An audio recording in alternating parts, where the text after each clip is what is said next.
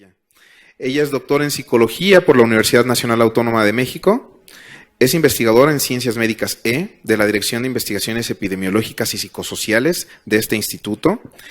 ¿Sí? Es investigadora nivel 1 del CONACYT. Desde el 2002 es tutora de las Facultades de Medicina y Psicología de la UNAM. Ha publicado más de 70 artículos de investigación en revistas indexadas, 14 capítulos de libros y un libro. Su trabajo ha sido citado en más de 150 publicaciones científicas en México y en el extranjero. Es socia de la Sociedad Mexicana de Psicología y de la Asociación Psiquiátrica Mexicana, así como socia fundadora de la asociación Voz Pro Salud Mental, en la que coordina el estudio a nivel nacional de la efectividad de la intervención psicoeducativa en la comunidad, tanto para familiares como para usuarios de servicios de salud mental.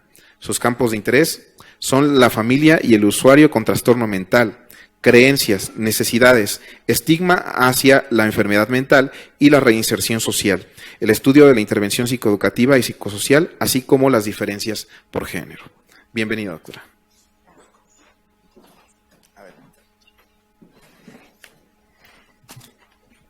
Buenas tardes. Muchas gracias, doctor Ríos, por la presentación. Y quiero agradecer también a los organizadores la invitación que me hicieron y la presencia de ustedes. Bueno, en lo que se presenta la imagen, les voy a platicar lo que he hecho yo en la línea de investigación desde el año 94, en donde, bueno, tomando en cuenta los determinantes sociales ya enunciados en la Declaración de Caracas de los años 90, en donde se menciona principalmente que hay que tomar en cuenta para la evolución, la recuperación, la rehabilitación de las personas con trastorno mental, en particular de esquizofrenia, hay que tomar en cuenta los determinantes sociales. Y bueno, mientras no haya imagen, yo traigo acá la presentación, voy a tratar de llevar el orden para que no nos coma el tiempo.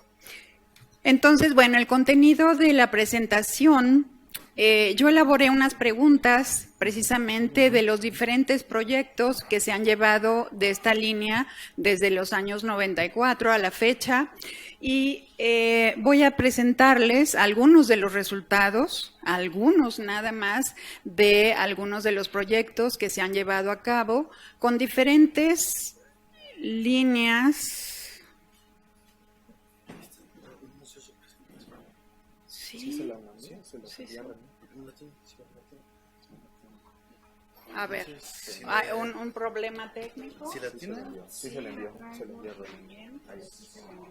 envió. Déjenme ver si.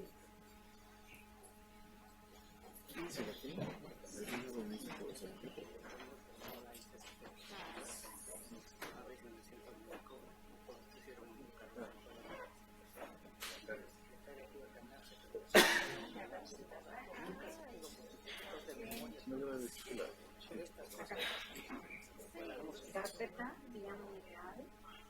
No, carpeta RAE 19 y trabajo aquí en el programa. Sí. Bueno, un problema de logística. Ahí el correo no llegó por alguna razón, pero bueno. Entonces, retomando lo que les mencionaba, en esta línea de investigación RAE 19, a ver, ahí, déjenme guiarles, ahí. Ahora por favor, la que dice, estudio familia, espérenme, no. Aquí ya entré.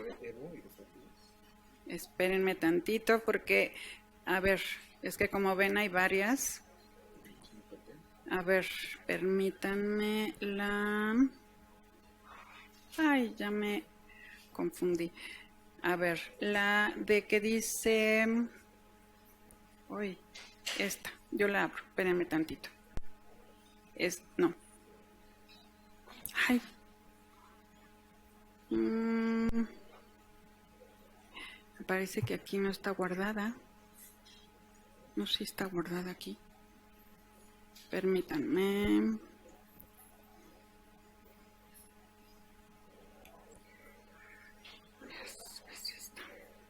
Esta. Ok, la abro aquí. Perdón, es que me confundí. No quiere abrir. Ahí está. Ok, gracias. Bueno, disculpen. Entonces, les mencioné, voy a dar este salto aquí, como ya es esto. A ver si quiere. A ver. Ok, esto es lo que les mencionaba. Esto es el proceso que ha llevado la línea de investigación, como les decía, desde la Declaración de Caracas de los años 90, es que se tomaron en cuenta los determinantes sociales y con diferentes metodologías, diferentes técnicas de investigación, llevamos a cabo estos proyectos en donde se tomaba en cuenta también un trabajo interdisciplinario y un trabajo en donde había una integración de los componentes principales de tratamiento.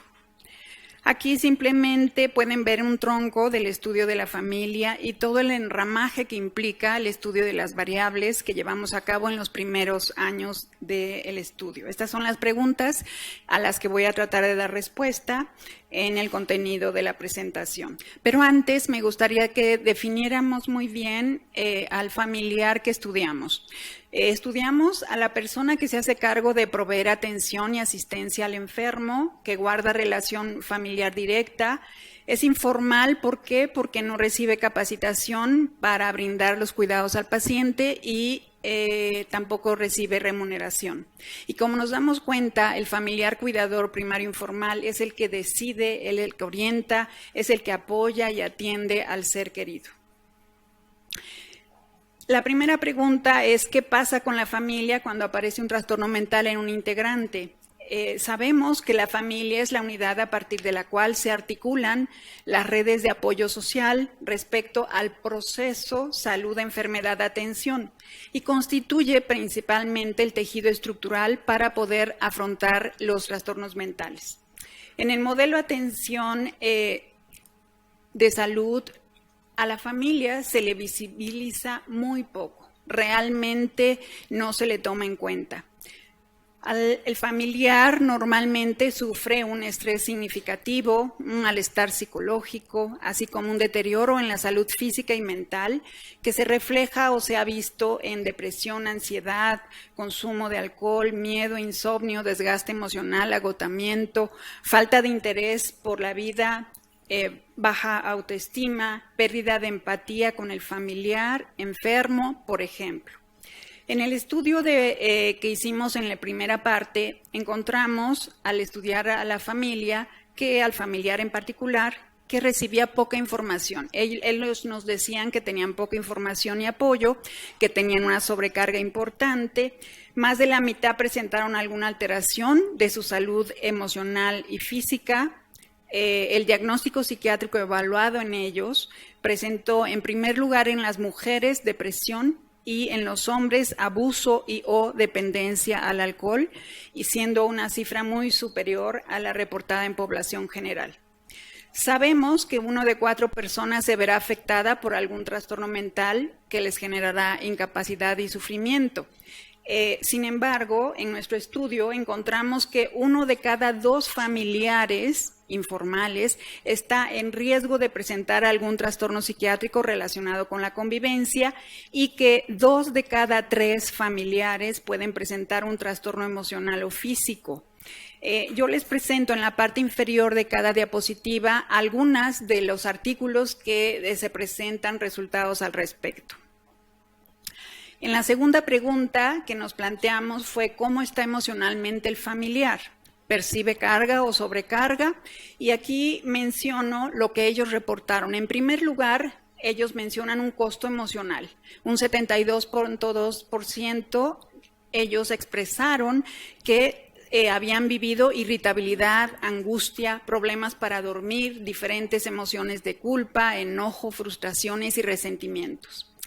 En segundo lugar, reportaron el costo económico. ¿Por qué? Por sus gastos excesivos en el medicamento, por su manutención del paciente y por pérdida de empleo de ellos por ser cuidadores. En tercer lugar, reportaron el costo físico. 44% de ellos fue asociado, por ejemplo, a diabetes, gastritis, colitis, herpes, entre otras. En cuarto lugar, reportaron el costo social, que fue vinculado precisamente a ese alejamiento, a ese distanciamiento que tienen de sus familiares cuando ya hay un trastorno en un miembro de la familia y también de amigos y vecinos. También respondiendo a esta pregunta, observamos que el componente característico en los familiares es el sobreinvolucramiento, que está compuesto por aspectos de sobreprotección similar al trato que normalmente se le da a un niño, con niveles inapropiados de preocupación. El paciente lo perciben como menos competente que antes y más vulnerable. Encontramos también, a hacer una asociación, que la mayor presencia de conductas sintomáticas en el paciente y menor nivel de funcionamiento, estas variables fueron predictoras de un funcionamiento relacionado con la demostración de crítica y hostilidad por parte y sobreinvolucramiento por parte de los familiares, con una varianza de 46% estadísticamente significativo. Aquí podemos observar, de acuerdo a la tercera pregunta que planteamos, cómo enfrentan la situación los familiares. Observamos tres categorías principalmente. La que es el estilo sobreinvolucrado, que se combinan características de afrontamiento de control, apoyo y confrontación, asertividad. El tolerante, que se combinan la tolerancia, la inacción y el apoyo. El retiro, que se combina la emoción, confrontación, asertividad e independencia. Aquí podemos ver también la asociación entre estos estilos de afrontamiento y algunas variables demográficas. Aquí pudimos observar que el estilo de sobreinvolucramiento se asoció con presencia de recaída, ¿no? Con mayor presencia de recaída, como también con mayor escolaridad en el informante, que es el familiar. En cambio, cuando hay un estilo de retiro, observamos también que hay una mayor escolaridad del informante, o sea que los familiares que utilizan el estilo de afrontamiento de retiro tienden a tener mayor escolaridad. Y también en tolerancia encontramos esta variable que se asoció, como es el estatus conyugal, al ser el familiar que tiene pareja.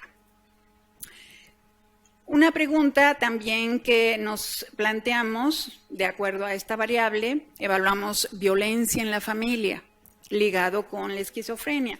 Y encontramos, al preguntar a los informantes que fueron los familiares, que si había violencia que habían presenciado, y observamos que sí, los familiares, en este caso las madres principalmente, nos respondieron que sí han vivido violencia emocional en todas sus dimensiones. Vemos abuso, hostilidad, evaluación con un 62%. La violencia física también se manifestó en todas sus modalidades con un 43%. Vemos también la violencia sexual, que ellas en casi la mitad de las entrevistadas la vivieron.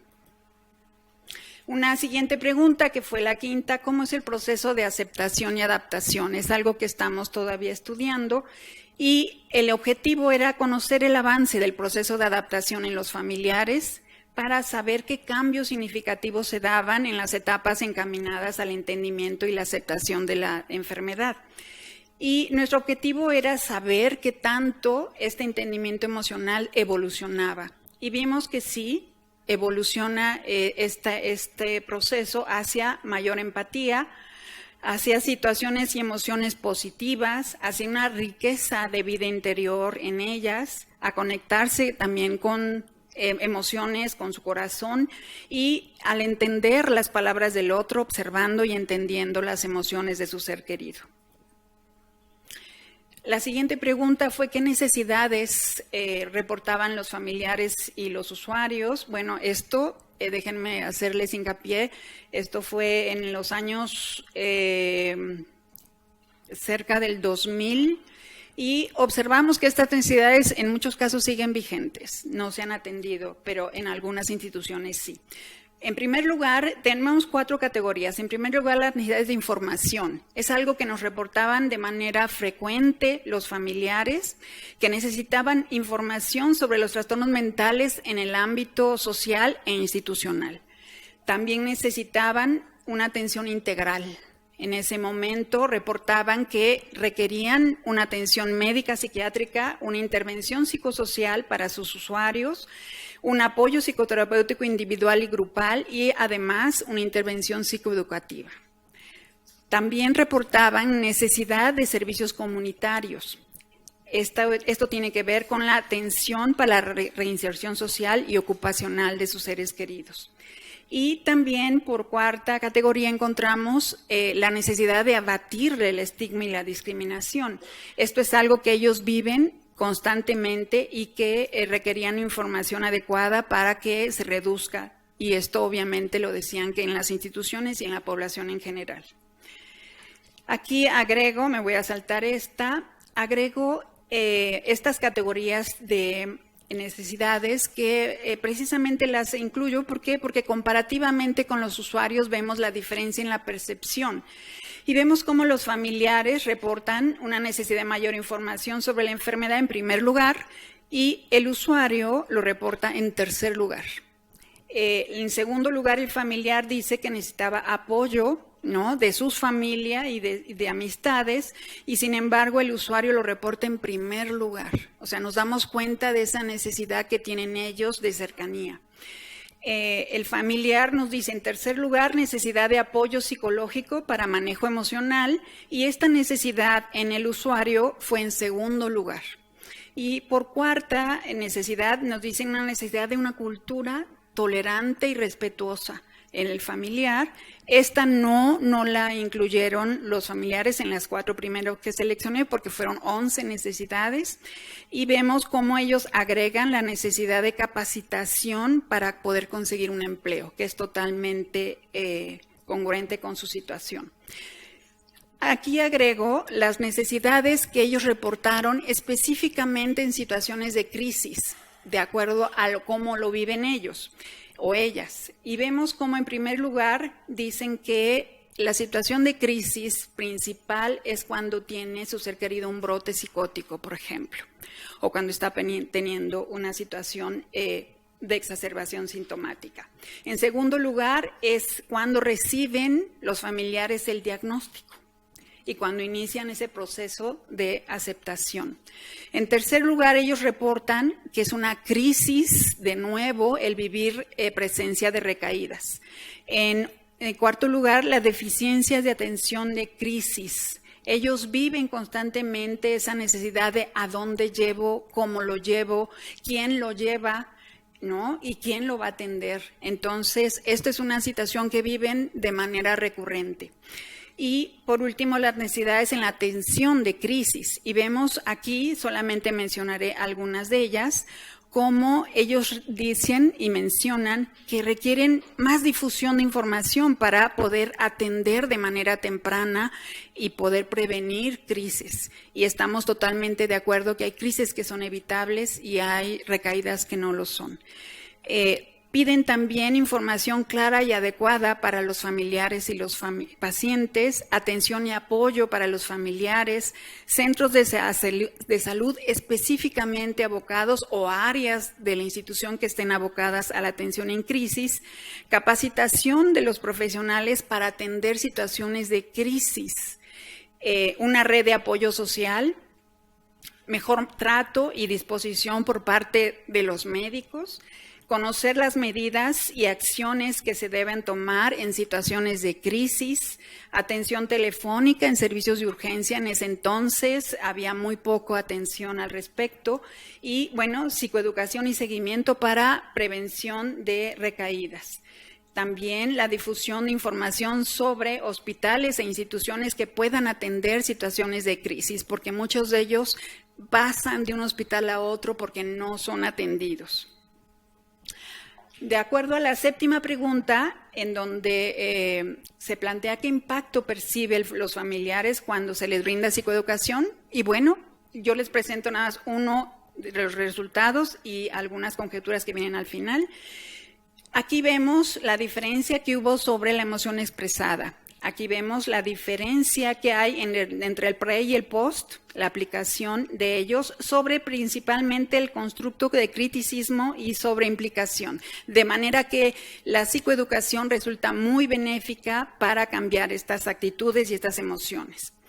Aquí agrego a la pregunta que antes mencioné de cuál es el impacto de las intervenciones psicoeducativas en cuanto a que reducen la emoción expresada y mejora la comprensión del tratamiento por parte de los familiares. Hay una mayor evidencia de cambio en las mujeres que en los hombres, hay un mayor conocimiento en el trastorno y tienen menores niveles de emoción expresada, mejoran el ambiente familiar y también reducen las tasas de recaídas. Menores tasas de recaídas y menor número de rehospitalización. También esto nos permite un ahorro en la economía familiar y en la institución. También hemos observado, ellos nos han compartido, que hay una menor carga emocional y también esto permite que haya un inicio de la recuperación, la mejoría en el funcionamiento del usuario y el sistema familiar, y también hemos observado que los familiares se motivan para crear redes sociales de apoyo. Entonces, podemos decir que las intervenciones psicoeducativas es un instrumento fundamental para la promoción, prevención, tratamiento y para la recuperación, y esta intervención puede ser utilizada en múltiples ámbitos de la salud psicosocial. Aquí les presento en este esquema la triada, ¿no?, vista en estas 3 esferas, en donde vemos que el tratamiento farmacológico con estas características, unado a el tratamiento del usuario con estas características y el tratamiento o la intervención para familiares cuidadores, nos da un resultado importante en la consideración de los determinantes sociales para la posibilidad de una reinserción social. Y características de esto sería el empoderar al usuario, el poder a la familia, ¿no?, considerar con todos los aspectos que tienen que ver con la psicoeducación y el ambiente familiar. La siguiente, en esta estoy tratando de incluir simplemente los componentes básicos del modelo de atención biopsicosocial en comunidad. Estamos evaluando este aspecto en la comunidad y hemos encontrado que las 2 modalidades psicoeducativas, tanto para el familiar como el usuario, permiten que haya un cambio en la reinserción social de ellos. Liderados por pares. ¿A qué me refiero? A que ellos se capacitan para poder proporcionar la psicoeducación. No es brindada por profesionales, sino por pares. Un familiar capacitado con su experiencia brinda la psicoeducación a otros familiares en su misma situación. Y a su vez también los usuarios capacitados para poder brindar la psicoeducación a otros usuarios, brindan este beneficio. Además de los grupos de apoyo para familiares y los grupos de apoyo para los usuarios. Y obviamente estos grupos de apoyo tienen otra característica, que es el desarrollo de sus habilidades, el empoderamiento y la reinserción social. Aquí simplemente quiero mencionar estas recomendaciones y conclusiones, a manera de conclusión, que la fórmula básica para que realmente se dé esta integración de los determinantes sociales en el tratamiento biopsicosocial es incluir a la familia en la intersección entre el sistema social y el sistema sanitario.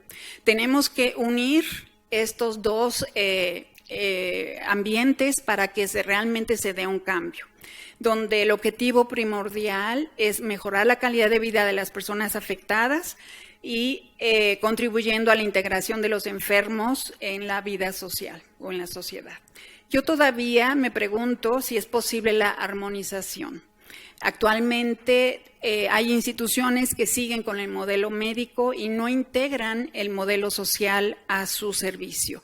Entonces, esto es la clave realmente para una recuperación, que se integren ambos o que den la facilitación para que se integren ambos, tanto el modelo psicosocial como el modelo médico. Aquí agradezco a los colaboradores, aquí por olvido, no incluí también a la clínica de esquizofrenia y a las otras clínicas que han apoyado en el seguimiento de los estudios. Aquí simplemente trato de mencionar que la familia necesita ser considerada. La familia, en la construcción que tenga, en la diversidad que tenga, tiene que ser considerada, porque la salud mental está dentro de las familias. Muchas gracias por la atención.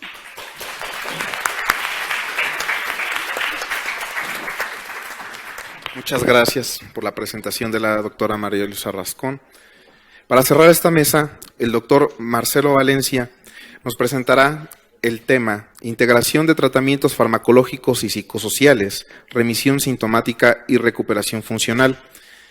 Les voy a hablar brevemente del doctor Marcelo Valencia. Él es investigador en ciencias médicas del Instituto Nacional de Psiquiatría, Ramón de la Fuente, que pertenece a la coordinación de los Institutos Nacionales de Salud y Hospitales de Alta Especialidad.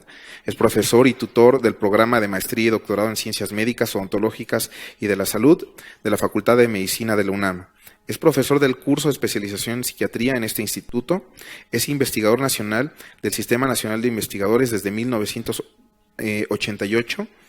Ha publicado diversos libros, entre los cuales están Esquizofrenia, Estado Actual y Perspectivas, Alternativas Terapéuticas para la Esquizofrenia, Remisión y Recuperación Funcional en Depresión, Trastorno Bipolar y Esquizofrenia, y ha publicado artículos en revistas científicas nacionales e internacionales. Muchas gracias.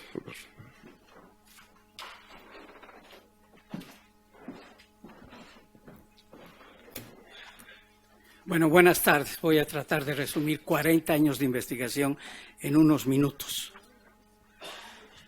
Estos son los 40 años en que a mí me ha tocado participar, primero en el tratamiento de pacientes psicóticos agudos hospitalizados.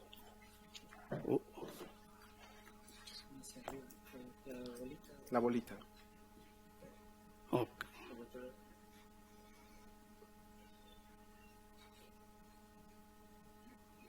Ok, primero fue en el tratamiento de pacientes psicóticos agudos hospitalizados, luego en el seguimiento de pacientes crónicos en la comunidad, luego se diseñó un modelo de tratamiento psicosocial integrado al tratamiento farmacológico en pacientes crónicos en la consulta externa, luego el tratamiento de pacientes del primer episodio psicótico y la aplicación de los nuevos conceptos respecto a la remisión sintomática y a la recuperación funcional en pacientes crónicos que reciben tratamiento en la clínica de esquizofrenia. El objetivo es hacer una revisión de la evolución de esta línea de investigación que inició con la integración de tratamientos farmacológicos y psicosociales hasta la aplicación de los conceptos recientes de remisión sintomática, remisión funcional y recuperación funcional para determinar el estado funcional de pacientes agudos y crónicos. La medicina basada en la evidencia es una corriente de pensamiento que exalta la necesidad de que los programas, tratamientos, intervenciones, servicios y acciones que se apliquen en cualquier contexto deben estar avalados por la mejor evidencia científica disponible. ¿No? ¿Sí? Ok. ¿Y qué requiere el tratamiento basado en la evidencia para la esquizofrenia? De intervenciones múltiples y específicas? 1, dosis óptimas de antipsicóticos, alguna modalidad de intervención psicosocial, psicoeducación para el paciente y para la familia, que ya se comentó previamente, y la terapia, orientación a la familia y el manejo comunitario. En pacientes psicóticos agudos hospitalizados se inició con el tratamiento farmacológico y psicosocial de 4 semanas durante el internamiento de los pacientes, así como terapia a sus familiares. Se utilizó un diseño cuasi experimental que incluyó 2 grupos de estudio, experimental y control. Se encontró que los pacientes experimentales lograron mayores mejorías en sintomatología y funcionamiento psicosocial, y estos pacientes tuvieron un menor nivel de recaídas y rehospitalizaciones durante 6 meses. En pacientes crónicos que viven en la comunidad y que asisten a la clínica de esquizofrenia del instituto, se utilizaron diseños cuasi experimentales y experimentales aleatorizados, conformando grupos experimentales y controles con tratamiento de 6 meses y 1 año de duración. En 10 años hicimos 5 programas de intervención. Se encontraron mejorías clínicas significativas en los pacientes experimentales en sintomatología y funcionamiento psicosocial, así como un menor índice de recaídas, rehospitalizaciones y un mayor nivel de adherencia terapéutica. Una mayor magnitud de efecto del cambio clínico. El diálogo entre clínicos es cómo va tu paciente, ha mejorado, está estable, pero ya se crearon, los expertos en matemáticas crearon esta fórmula que nos pusimos a estudiarla y a meterla en la computadora para calcular la efectividad del cambio clínico, el cambio clínico significativo o la magnitud del cambio clínico, que es la media de ingreso, de egreso de cualquier instrumento por una desviación estándar, y nos permite saber si el nivel del cambio, que es el effect size, es pequeño, mediano y grande con estos valores. Y lo que nosotros encontramos es que los pacientes experimentales, ¿sí?, su nivel del cambio era grande, y los pacientes en medicamentos era grande también, pero en funcionamiento psicosocial y en la valoración de la evaluación del funcionamiento era mediano, era pequeño. ¿Cuáles son las consideraciones recientes? La efectividad del tratamiento basado en la evidencia ha cambiado la perspectiva debido a mejorías en sintomatología, funcionamiento y el estado funcional. Se ha pasado de una perspectiva pesimista a un moderado optimismo respecto a que la remisión sintomática y la recuperación funcional son metas posibles de lograr. Y desde 2005 se han planteado a nivel internacional criterios para evaluar estos aspectos, ¿sí? En la última década se ha incrementado la investigación respecto a evaluar la efectividad de tratamientos farmacológicos y psicosociales. Un número significativo de pacientes ha demostrado mejorías clínicas y funcionales, y las estrategias basadas en la evidencia en las que se combinan intervenciones farmacológicas y psicosociales han demostrado su efectividad, abriendo una perspectiva promisoria y mejores expectativas para los pacientes. Los antipsicóticos, por su parte, han demostrado su efectividad en reducir los síntomas de la enfermedad, y hay menos pacientes internados, y los pacientes, la mayoría de ellos ya viven en la comunidad precisamente por esta actividad. Los tratamientos psicosociales han demostrado su utilidad en cuanto a mejorar el funcionamiento, y estas intervenciones tienen un potencial considerable en componentes claves como la remisión y el funcionamiento psicosocial para lograr mejorías.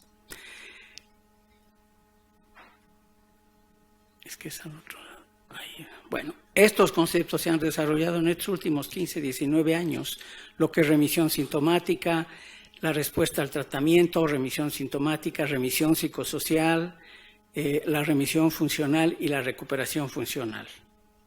La remisión sintomática en Europa se considera utilizando los criterios de instrumentos de sintomatología como la escala breve de apreciación psiquiátrica, la escala para evaluar síntomas positivos y negativos y el cuestionario global de impresión clínica. Ellos definen la respuesta como cuántos pacientes tuvieron un cambio clínico significativo, es decir, que los pacientes están bien, y la remisión, cuántos pacientes estaban asintomáticos de mantenerse bien, ¿sí?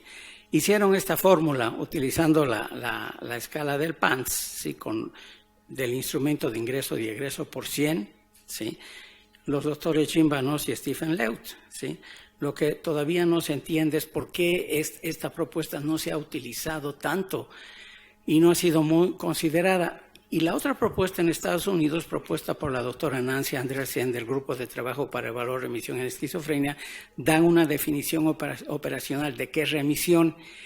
Y ellos dicen que es un estado en el cual el paciente ha experimentado mejorías en su sintomatología al grado que cualquier sintomatología residual es de tan baja intensidad que no interfiere de manera significativa en comportamiento y por lo tanto se encuentra por debajo de los criterios utilizados típicamente para justificar un diagnóstico inicial. Bueno, hicieron una gran cantidad de análisis estadísticos y de los reactivos del PANSS consideraron que habían 3 de síntomas positivos, los que aparecen aquí, 3 de síntomas negativos y 2 de la psicopatología general. Y ellos consideran que una persona puede tener remisión sintomática aplicando estos reactivos que tenga un leve para abajo y por lo menos que se mantenga esto durante 6 meses. Bueno, y la recuperación funcional tiene que ver primero con lo que es la remisión de síntomas, que también es un puntaje de 3 o menos en las escalas correspondientes. Tiene que haber una parte de funcionamiento vocacional o ocupacional que los pacientes pueden estar estudiando por lo menos de medio tiempo en ambientes laborales o educativos formales que no sean escenarios protegidos para personas con trastornos mentales, ¿sí? Pero que además los pacientes puedan tener vida independiente, ¿no? Estamos entendiendo que los pacientes con esquizofrenia, por la discapacidad que tienen, siempre necesitan de un familiar que los apoye. Pero entonces aquí se trata de vivir de manera independiente, sin supervisión en el manejo de dinero, autocuidado, ni en el cumplimiento del uso de medicamentos. Cumple con este criterio los pacientes que pueden vivir de manera independiente con algún compañero de cuarto, pareja o familia, y también aquellos que estén viviendo con la familia, si esto es aceptado de acuerdo a la cultura a la que pertenezca. Nuestros pacientes, alrededor del 95%, viven con sus familias. Y tener relaciones cordiales con la familia por medio de teléfono, visitas y eventos sociales. Y la última parte es tener actividades sociales por lo menos una vez por semana, que puedan ser reuniones sociales, comidas, actividades recreativas, conversaciones telefónicas u otras interacciones con personas que no sean familiares. Pero a diferencia del criterio de remisión que se pide que se mantenga 6 meses, aquí lo que se pide es de que la recuperación funcional por lo menos debería tener 2 años de duración. Entonces, la recuperación funcional tiene que ver con la inclusión de niveles normativos de funcionamiento social, ocupacional, vida independiente y remisión de síntomas psiquiátricos, o la habilidad para funcionar social y vocacionalmente en la comunidad por un periodo prolongado de tiempo, así como estar libre de patología. Pero todo se reduce, como planteó la Organización Mundial de la Salud, en básicamente 2 aspectos: síntoma y funcionamiento. En un estudio de revisión que hicimos de 62 estudios con 94,000 pacientes con una duración de 6 meses a 37 años, se encontró que la revisión a nivel mundial está entre un 20 y un 97%. Y la recuperación funcional o la remisión funcional en 32 estudios de cerca de 6,500 pacientes durante de 6 meses a 42 años está entre un 10 y un 68%. ¿Sí? Entonces, del protocolo actual que estamos haciendo, planteamos varias preguntas. Si es posible la remisión sintomática, la remisión psicosocial y recuperación funcional en pacientes mexicanos con esquizofrenia. ¿Qué porcentaje puede tener remisión sintomática? ¿Qué porcentaje puede tener remisión psicosocial? ¿Qué porcentaje puede lograr la recuperación funcional? ¿Y cuáles serían los predictores de esas variables?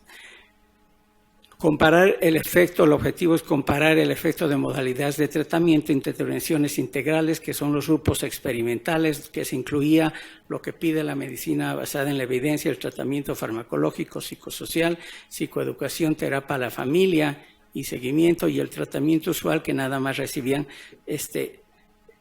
tratamiento farmacológico. En este caso les voy a presentar algunos datos de los pacientes que estuvieron 6 meses. Los pacientes del primer episodio psicótico se encontró que tuvieron mayor remisión comparando el grupo experimental y el control, su funcionamiento fue mejor, ¿sí? Y la recuperación funcional también fue mejor en los pacientes experimentales comparando con los controles. En los pacientes crónicos se encontró que la remisión fue mayor en los pacientes experimentales que los controles, el funcionamiento también, y la recuperación funcional también mayor en estos pacientes. En cuanto a los antipsicóticos, el 61% estaba utilizando y el 66.7% de los antipsicóticos típicos, ¿sí? Adherencia a los antipsicóticos fue 91%, en 78% mayor en el grupo experimental, y rehospitalización es menor en el grupo experimental y mayor en el control, ¿sí?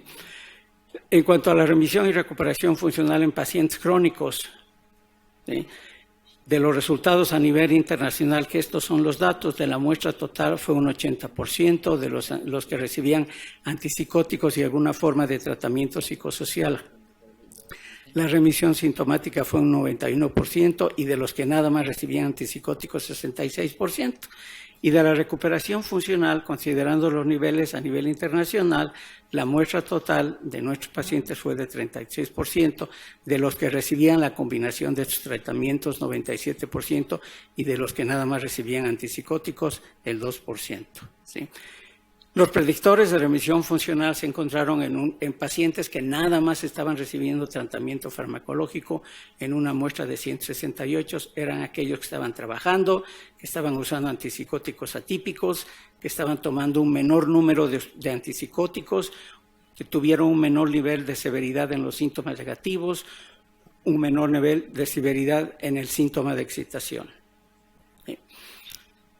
En otra muestra encontramos que el 45% de los pacientes tuvieron remisión sintomática, 32% remisión psicosocial, de acuerdo con la escala que desarrolló el doctor Barak en Israel, con quien publicamos este artículo. El funcionamiento adecuado en un 53% de los pacientes y la remisión funcional en un 14.9%. ¿Sí? En otra muestra encontramos que el 48% tuvo remisión sintomática, 46% tuvo funcionamiento vocacional o ocupacional, el 26% tuvieron relaciones sociales, la vida independiente 23% y la recuperación funcional 10%.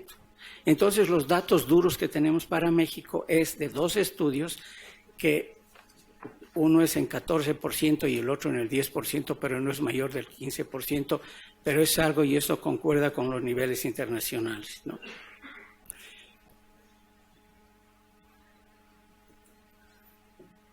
Bueno, otro punto importante en todo este esquema es evaluar el funcionamiento de los pacientes. Ya los pacientes pueden remitir los síntomas y estar asintomáticos. Y el problema que tenemos es de que hay pacientes que están totalmente estables clínicamente, pero no trabajan, no estudian y los familiares se quejan de que no hacen nada en su casa. De los estudios que hicimos, encontramos que aquellos pacientes que nada más recibían medicamentos de acuerdo a la escala de evaluación global estaban ubicados entre 41 y 50. Y los pacientes que recibían la combinación de tratamientos farmacológicos y psicosociales estaban en el mismo nivel que los controles, pero subían entre 61 y 70 y después en un seguimiento se ubicaban en la misma situación. ¿Sí? Y ya tenemos definiciones de remisión operacional y de recuperación funcional, donde todavía estamos bastante confundidos, es cómo evaluar el funcionamiento, cómo le llamamos al funcionamiento.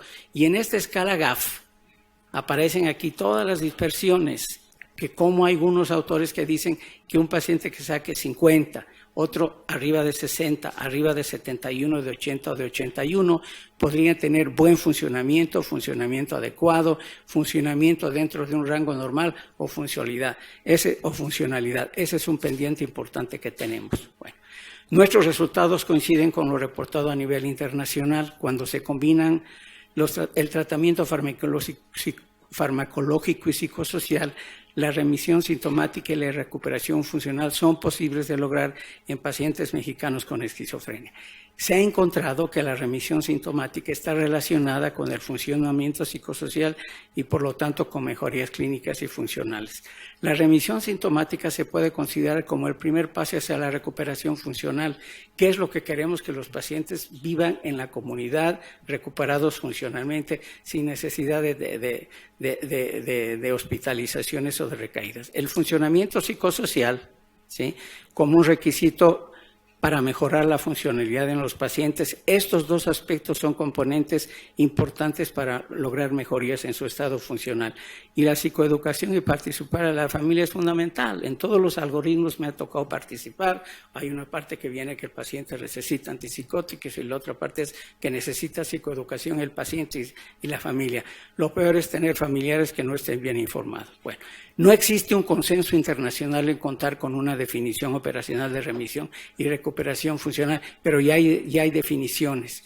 Tampoco en tener criterios unificados para medir esos aspectos. Hay una diversidad de conceptos de remisión y esto dificulta las comparaciones entre estudios, pero las propuestas en estos últimos 15 años han sido considerables.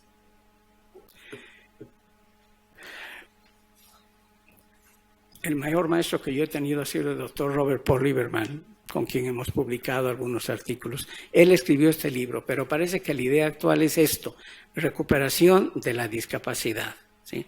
Y la recuperación funcional surgió de movimiento de pacientes y familiares, ha generado un cambio en la perspectiva de los pacientes y sus familiares con una participación más activa.